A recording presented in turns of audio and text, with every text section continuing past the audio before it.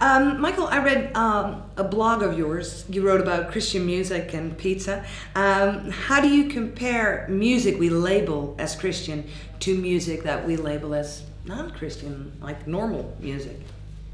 Music is music to me, and you sing about what matters to you. And sometimes those words with certain people have more theological overtones, and sometimes you're singing about your relationships, and sometimes so it's just all music to me. It's all a human expression, and I think it's destructive because then if calling this certain kind of music Christian or sacred or anything that has kind of like this is somehow unconsciously or consciously more acceptable to God or more like spiritual, to me it demeans most of the art in the world and robs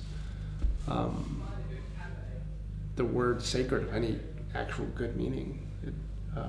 All music is sacred on some level. So certainly some stuff becomes destructive and some, but it's all spiritual. It's all coming from where that person is at. Doesn't mean it's all healthy. Neither is Christian music. Christian music's not healthy. But I think all music in some level is sacred. All music on some level is spiritual. None of it's Christian. You've said that the label Christian music is mainly just a marketing tool. Do you see this changing? I mean, like the 80s, that was worse, or the early 90s. Do you feel like there's a change coming up? I don't know. I don't foresee it being anytime in the near future. I do know more and more people probably are seeing how silly that divide is between the sacred and the secular, I think. So hopefully, maybe all of our kids or something, it will be just totally absurd to them, and they'll but I don't want to tell. I'm not interested in ridding the world of positive music or ridding the world of music that directly talks about issues of faith or talks to God or whatever. I think that we need more of that kind of music actually, but it's dividing that from the rest of music that I don't understand. But in one part of your life, you kind of got sucked into the Christian music industry. I read you once attended the Dove Awards in a nice suit. So at one point you found out you had a problem with the Christian music genre. Could you take me back to that moment that you thought, what am I doing here?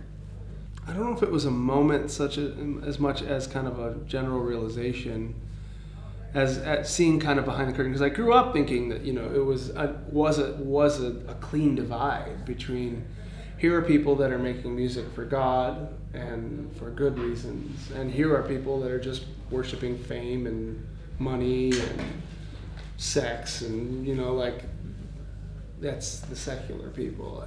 And then that's just the way I was brought up to think. There was like, this is the good music, this is the bad music, basically, which means I didn't listen to this whole. And so when I started finally kind of seeing both the rest of music and seeing behind the curtain of kind of what the Christian music industry was, I'm like, this is the same thing. It's like there are non-Christians in the Christian music industry, and there are Christians in the non-Christian industry, and some people have great motives and are making art that matters to them in the Christian music industry. Same thing in the normal industry. There are bad people and there are good people, and there are people that are doing things for bad reasons, and both. So it just slowly all my divisions kind of just got deconstructed, and there was nothing to set them apart anymore. It was just, so then it came down to what am I gonna make? I'm gonna make music that is honest and try to make good stuff, and be on. For me to try to sing what Katy Perry is singing about would be dishonest. That's not what I'm thinking about. It's not what I'm going through. Do you love to kiss a girl? I do love to kiss a girl. The song we were just singing a minute ago. But I'm going to write about what's mattering to me. So what's mattering to me might not be as commercially viable as what a lot of it. So, but I'd rather make music that's honest and true to what I'm going through, and so that just kind of gets rid of a lot of those divides in my own head.